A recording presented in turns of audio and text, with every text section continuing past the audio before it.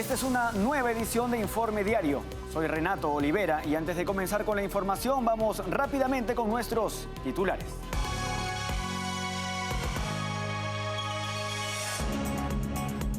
En España, la diputada del Partido Popular, Concepción Gamarra, criticó la ley de amnistía y la definió como corrupta. El Congreso del Perú aprobó la reintroducción del sistema bicameral y la reelección de congresistas para el año 2026. Estados Unidos ha instado al primer ministro haitiano, Ariel Henry, a acelerar una transición política en medio de amenazas de guerra civil por parte de bandas armadas que buscan su salida. Las negociaciones en El Cairo entre Hamás y mediadores internacionales como Qatar, Egipto y Estados Unidos no han logrado avances significativos luego de que el grupo terrorista se retirara de la mesa de diálogo. Comenzamos con el desarrollo de la información. En España, la Comisión de Justicia del Congreso de Diputados aprobó la ley de amnistía negociada por el presidente del gobierno, Pedro Sánchez, Junts per Catalunya y Esquerra Republicana de Cataluña para favorecer a los independentistas. Esta acción ha suscitado críticas y cuestionamientos sobre la coherencia y transparencia del proceso legislativo. En España, la Comisión de Justicia del Congreso de Diputados aprobó la ley de amnistía negociada por el presidente del gobierno, Pedro Sánchez, Junts per Catalunya y Esquerra Republicana de Cataluña, para favorecer a los independentistas. Esta acción ha suscitado críticas y cuestionamientos sobre la coherencia y transparencia del proceso legislativo. En un contexto de crisis por corrupción para el PSOE, debido al caso Coldo, este acuerdo ha generado escepticismo y desconfianza. Inicialmente, el PSOE había asegurado que no modificaría la ley, pero los cambios introducidos para favorecer al líder separatista catalán Carles Puigdemont, especialmente en relación con delitos de terrorismo y alta traición, contradicen esas afirmaciones. La falta de claridad sobre los detalles del acuerdo y la ausencia de debate público sobre los cambios comprometen la transparencia del proceso democrático. La norma incluirá todos los delitos de terrorismo cometidos, solamente quedando excluidos lo que es conforme al derecho internacional, por lo que se estarán saltando el Código Penal español para aplicar el de la Unión Europea. Asimismo, la limitación de la traición solo a casos de uso de la fuerza efectiva e incumplimiento de resoluciones de Naciones Unidas en invasiones, según reveló El Mundo, levantan sospechas de que el acuerdo está diseñado para satisfacer todas las demandas de Carles Puigdemont, comprometiendo la imparcialidad y la equidad de la legislación. Además, la modificación relacionada con la devolución de multas impuestas durante el proceso independentista catalán, solo excluyendo infracciones muy graves, plantea interrogantes sobre la equidad en la aplicación de la ley y sugiere que algunos individuos se benefician selectivamente de la amnistía, como son los 3 hijos de Jordi Pujol, expresidente de la Generalitat de Cataluña. En este contexto, la falta de transparencia en el proceso socava la confianza en las instituciones gubernamentales y genera dudas sobre la integridad de Pedro Sánchez y sus aliados. El líder del Partido Popular, Alberto Núñez Feijóo, indicó que el gobierno de Pedro Sánchez está cada día más acorralado por el sonado caso Coldo. Además, criticó la ley de amnistía recientemente aprobada en la Comisión de Justicia del Congreso de Diputados, debido a que cubrirá delitos de terrorismo y de malversación de dinero público. Escuchemos sus declaraciones. A las preguntas que muchos de vosotros me habéis trasladado al respecto de la situación de mi país. Tanto por la amnistía de los delitos de corrupción, de terrorismo y contra la integridad territorial de España, como por la corrupción política en el gobierno que tristemente ya ha llegado a la Fiscalía Europea. 2 asuntos que van de la mano en mi país. En uno se hurta dinero público y en otro se hurtan derechos. Hoy un gobierno europeo va a dejar impunes delitos gravísimos contra el corazón de la Unión Europea, incluidos, insisto, delitos de terrorismo, de malversación de dinero público y de declaración de independencia de una parte de un Estado miembro. Un gobierno cada día más acorralado y más fácil de extorsionar por quienes ponen como precio el Estado de Derecho. Eso es la amnistía. En España, la diputada del Partido Popular, Concepción Gamarra, dijo que el PSOE está en el extrarradio del consenso europeo en materia de defensa del Estado de Derecho. Además, indicó que ellos amnistiarán a Puigdemont, pero la historia no les perdonará. Si ustedes, cuando hablan de desjudicializar la vida política, lo que están haciendo es crear una casta política. Una casta que se sitúa por encima de la ley y que tiene la capacidad con sus votos de cambiar las leyes para que a ellos no les afecten. ¿Esto es desjudicializar la vida política? No creo que lo puedan entender así los votantes del Partido Socialista. Porque desjudicializar además la vida política no puede ser crear un coto privado en el que ciertos políticos puedan campar a sus anchas sin tener que someterse ni al control de la ley ni al control de los tribunales. Y esto es lo que está en esta ley, pero sobre todo esto es lo que ha admitido el Partido Socialista. Por lo tanto, ustedes se sitúan con esta ley en el extrarradio del consenso europeo en materia de Estado de Derecho. Ustedes podrán amnistiar a quien quieran, pero les puedo garantizar que la historia no va a amnistiar al Partido Socialista, a su dirección actual, por cometer esta auténtica atrocidad. La crisis energética en Cuba, exacerbada por decisiones autocráticas del régimen castrista, ha llevado a apagones masivos y recortes de servicios estatales. La dictadura de Miguel Díaz-Canel, con su gestión ineficiente y falta de transparencia, profundiza las penurias de los ciudadanos, evidenciando su incapacidad para satisfacer las necesidades básicas del pueblo. La dictadura cubana ha tomado la medida de apagar casi 3/4 partes de la iluminación pública durante las horas pico como respuesta a la creciente crisis energética que enfrenta el país, informaron los medios estatales el martes. Esta decisión se produce en un contexto donde la isla caribeña ha experimentado interrupciones significativas en la vida cotidiana y la economía, debido a cortes de energía que se han intensificado en los últimos meses.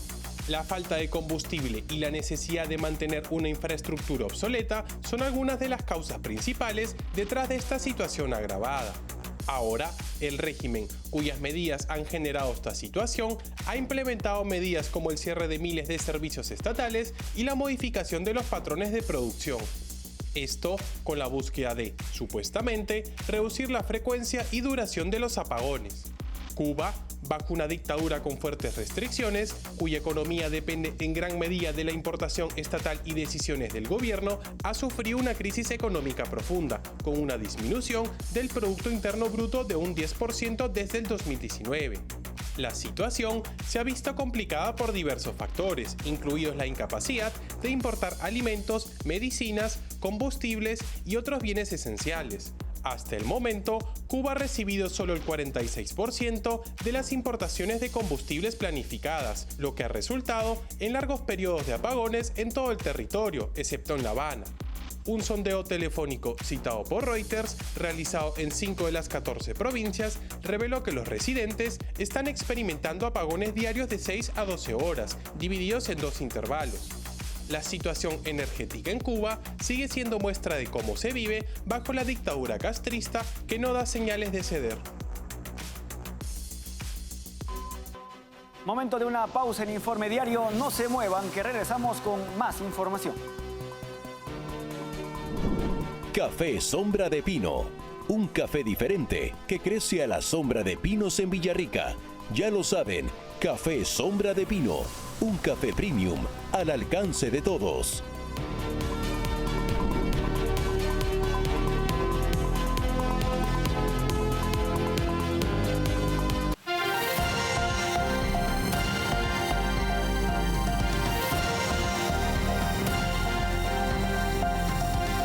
Continuamos con la información. En Estados Unidos, el expresidente Donald Trump ha desafiado directamente al presidente Joe Biden, invitándolo a un debate.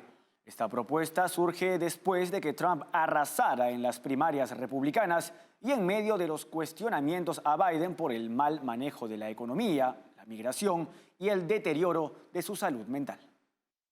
El expresidente de Estados Unidos, Donald Trump, ha lanzado un desafío directo al mandatario Joe Biden, instándolo a un debate, cuando sea y donde sea, sobre temas cruciales para la nación. Esta propuesta se presenta luego de que Trump arrasara en las primarias republicanas y su última contendiente, Nikki Haley, dejara la carrera. Ahora, todo parece indicar que Biden y Trump se enfrentarán en las elecciones generales, con un gobierno de Biden muy impopular y con serios cuestionamientos sobre su salud mental. Trump expresó en su plataforma Truth Social la importancia de debatir los asuntos vitales que enfrenta Estados Unidos, enfatizando que tal evento sería beneficioso para el país.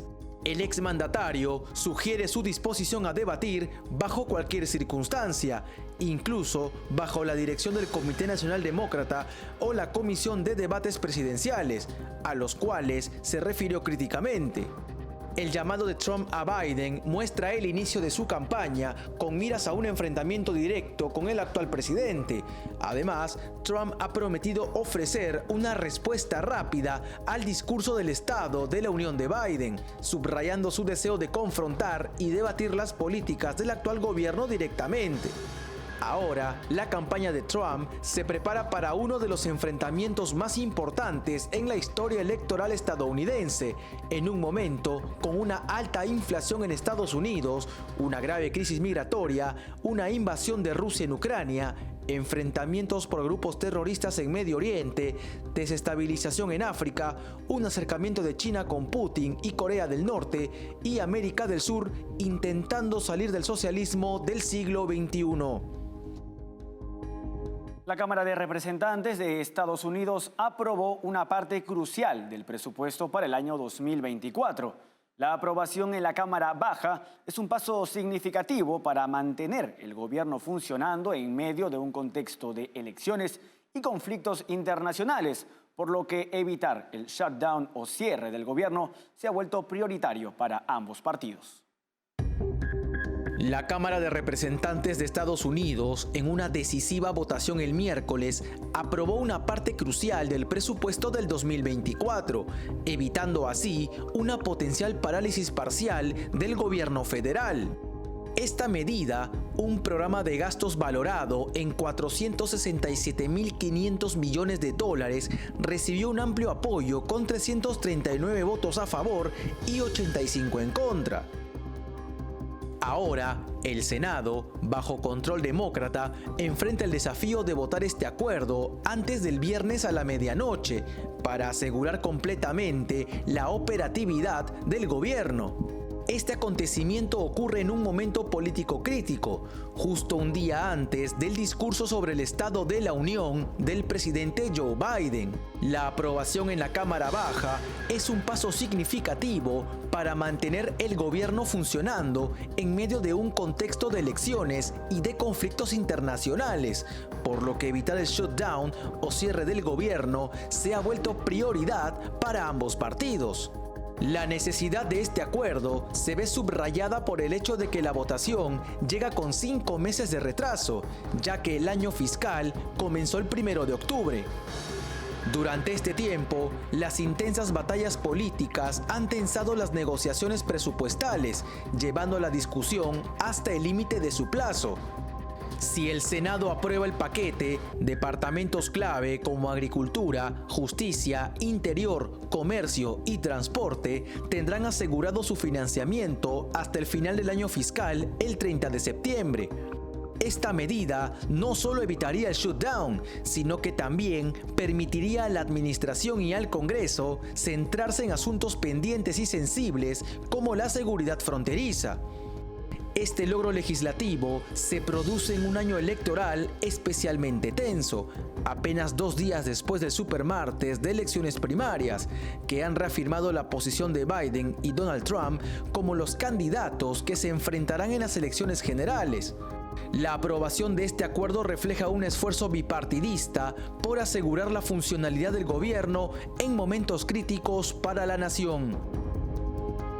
La crisis en Haití continúa agravándose mientras bandas armadas amenazan con una guerra civil si el primer ministro Ariel Henry no renuncia.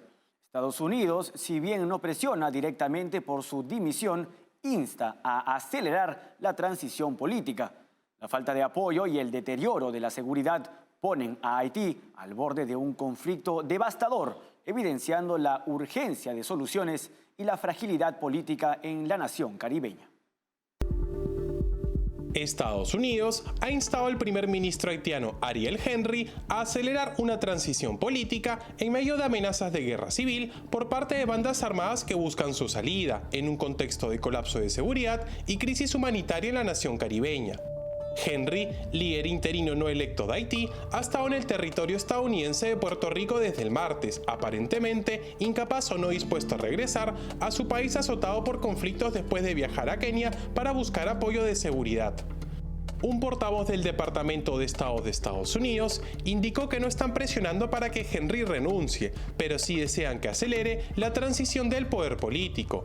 Además, señaló que Estados Unidos no está proporcionando asistencia para facilitar el retorno del primer ministro a Haití. Las bandas haitianas han advertido que si Henry no renuncia y los países continúan respaldándolo, esto podría conducir a una guerra civil. La República Dominicana, que comparte la isla de la Española con Haití, indicó que Estados Unidos había solicitado que Henry hiciera una escala indefinida en su territorio, una petición que fue negada. Esto provocó que el avión de Henry, que ya había partido de Nueva Jersey, aterrizara en San Juan, la capital de Puerto Rico. Henry había viajado al extranjero para asegurar el liderazgo propuesto por Kenia de una misión de seguridad ratificada por la ONU, solicitada por primera vez en el 2022 para combatir a las bandas cada vez más poderosas, pero los países han sido lentos en ofrecer apoyo. No hay una fecha establecida para el despliegue de esta misión y permanecen preguntas sobre quién la integrará y cómo se operará. Jimmy Cherizier, alias Barbecue, líder de una amplia alianza de bandas criminales que han alimentado una grave crisis humanitaria en Puerto Príncipe, la capital de Haití, ha señalado que las bandas podrían luchar contra la misión propuesta como un frente unido y que el aeropuerto internacional de la ciudad ya no es seguro. El grupo de derechos locales RNDDH informó que al menos 9 estaciones de policías fueron incendiadas, mientras que 21 edificios públicos o tiendas fueron saqueadas y más de 4.600 prisioneros escaparon en la última semana. Cherizier advirtió que si Henry no renuncia y la comunidad internacional continúa apoyándolo, conducirán directamente a una guerra civil que podría terminar en genocidio. Las negociaciones en El Cairo entre Hamás y mediadores internacionales como Qatar, Egipto y Estados Unidos no han logrado avances significativos luego de que el grupo terrorista se retirara de la mesa de diálogo. A pesar de la supuesta flexibilidad mostrada por Hamás, las discusiones han alcanzado un peligroso punto de inflexión que amenaza la posibilidad de un acuerdo final. Aunque se había llegado a un acuerdo en los puntos básicos de la tregua, las partes aún enfrentan escollos. Los mediadores buscan soluciones intermedias para acercar los puntos de vista, pero las conversaciones parecen bloqueadas en este momento. La falta de participación directa de Israel en las negociaciones se debe a que Hamás no ha proporcionado una lista de nombres de rehenes vivos, alegando supuestos problemas logísticos causados por la guerra. La incertidumbre persiste sobre el destino de los 134 cautivos, con informes que sugieren que algunos podrían estar en manos de otros grupos o milicias y una treintena ya estarían muertos. Aunque se espera un alto al fuego antes del inicio del mes sagrado del Ramadán, que comienza entre el 10 y 11 de marzo, la falta de avances sólidos y los obstáculos pendientes plantean dudas sobre la pronta resolución de la crisis. La presión internacional, especialmente de Estados Unidos, podría desempeñar un papel crucial en la búsqueda de una solución y evitar, por supuesto, una escalada del conflicto en la región. Momento de una nueva pausa en Informe Diario. No se muevan, que regresamos con los deportes. Café Sombra de Pino, un café diferente que crece a la sombra de pinos en Villarrica. Ya lo saben, Café Sombra de Pino, un café premium al alcance de todos.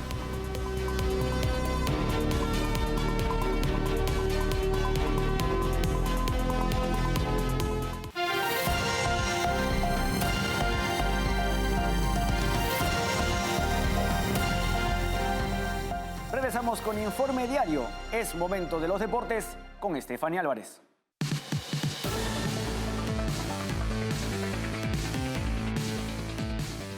Gracias, Renato. Nosotros comenzamos nuestra información deportiva en el surf, porque la Federación Internacional de Surf anunció que México será uno de los 4 países que debutarán en el surf olímpico en los Juegos de París 2024. Tras cerrar la fase de clasificación de los Juegos Mundiales de Surf en Arrecife, Puerto Rico, la Federación Internacional ha confirmado los cupos para los Juegos Olímpicos de París. México se unirá a España, Canadá y China como países que debutarán en la modalidad de surf en estos Juegos Olímpicos. Este anuncio destaca el crecimiento global del surf como deporte olímpico y ofrece la oportunidad a nuevos talentos de competir en el escenario internacional. Además, Brasil será el único país con la máxima representación, con 3 hombres y 3 mujeres, consolidando su posición destacada en la disciplina. Esta será la segunda presencia del surf en citas bajo los 5 aros tras su estreno en Tokio 2020. La selección de fútbol de Guatemala, dirigida por el técnico mexicano Luis Fernando Tena, prepara los próximos partidos ante Ecuador el jueves 21 y Venezuela el próximo domingo 24 de marzo. En la lista de convocados destacan Aaron Herrera del DC United de Estados Unidos, Rubio Rubín del Querétaro de México, Nicolás Hagen del Columbus Crew, Oscar Santis del Dinamo Tbilisi de Georgia y Nicolás Samayoa del Politécnica de Rumanía. La baja sensible es la del delantero Nathaniel Mendes-Laing, quien decidió concentrarse con su club en el Derby County de Inglaterra. El técnico confía en que los partidos de preparación serán útiles para poner a punto al equipo, pues Guatemala ha sido ubicada en el grupo E de la eliminatoria CONCACAF, junto con Jamaica, República Dominicana, Dominica y el ganador del playoff entre las Islas Vírgenes Británicas e Islas Vírgenes Estadounidenses. El equipo debutará en casa el 5 de junio. Además, tienen un partido amistoso programado contra Argentina el 14 de junio en Washington, D.C., Estados Unidos. En cotejos de la Copa Libertadores, Botafogo derrotó 2-1 a Bragantino, mientras que Sportivo Trinidense empató a 1 gol ante Colo-Colo en la ida de la fase 3. En el duelo brasileño de la tercera fase previa de la Copa Libertadores, Botafogo venció 2-1 a Bragantino en condición de local, acercándose a la fase de grupos del torneo. Junior Santos fue la figura destacada del encuentro al anotar un doblete. Bragantino descontó con un gol de Juninho casi al finalizar la primera mitad. La definición de esta llave se dará el próximo miércoles 13 de marzo. En otro partido, Colo-Colo y Trinidense empataron 1-1. Juan Salcedo abrió el marcador para Trinidense en el minuto 35 del primer tiempo, mientras que Cristian Zavala igualó para Colo-Colo en el minuto 14 de la segunda mitad. El resultado no es malo para Colo-Colo, sin embargo, queda un sinsabor de no poder demostrar lo mejor en su calidad de visita. La vuelta para definir la clasificación entre Colo-Colo y Trinidense a la fase de grupos se llevará a cabo el próximo miércoles 13 de marzo. Unión La Calera de Chile eliminó de la Copa Sudamericana al Everton tras derrotarlo por 1-0 y aseguró así su clasificación a la fase de grupos. De igual forma, Delfín de Ecuador goleó 5-2 a Deportivo Cuenca y aseguró su pase en la Copa Sudamericana. En un duelo regional chileno entre Unión La Calera y Everton en la fase previa de la Copa Sudamericana, La Calera avanzó a la fase de grupos al vencer por 1-0 a Everton en el estadio El Teniente de Rancagua. El único gol del partido fue anotado por Nicolás Ferreira en el minuto 83. Con este resultado, Unión La Calera disputará su tercera fase de grupos en su cuarta participación en la Copa Sudamericana. Mientras tanto, en un partido lleno de goles, el Delfín de Manta se clasificó para la fase de grupos al vencer 5-2 a Deportivo Cuenca en el estadio del Club Independiente del Valle. Los goles de la clasificación fueron obra de José Angulo, quien anotó un doblete, Ignacio Gariglio, Brian Oyola y un autogol de Guillermo Frata. Raúl Becerra descontó para el Deportivo Cuenca con un doblete. Con este resultado, el Delfín avanza a la siguiente etapa del torneo regional. Y con eso llegamos al final de nuestra información deportiva en Informe Diario. Café Sombra de Pino. Un café diferente que crece a la sombra de pinos en Villarrica. Ya lo saben, Café Sombra de Pino. Un café premium al alcance de todos. Gracias, Stephanie, por toda la información deportiva. Antes de despedirnos, no se olviden, estamos en www.grupotvl.com. Síguenos también en Twitch como TV Libertad. Escúchanos a través de Spotify como TVL en español y, por supuesto, suscríbanse a nuestro canal de YouTube, donde podrán encontrarnos como TVL en español. Para más información, escaneen el código QR que aparece en este momento en sus pantallas. Hasta aquí la presente edición de Informe Diario. Con permiso.